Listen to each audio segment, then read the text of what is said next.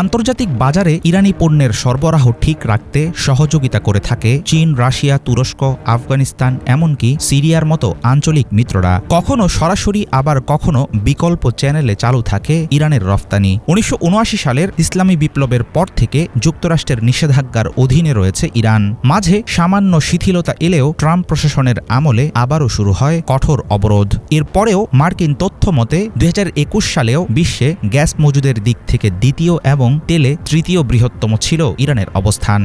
নিজেদের প্রযুক্তিগত উৎপাদন এবং সামরিক গবেষণায় বহুদিন ধরেই বিনিয়োগ করেছে ইরান। ২০২৩ সালে দেশটি সমরাস্ত্র খাতে ব্যয় করেছে $10 বিলিয়ন।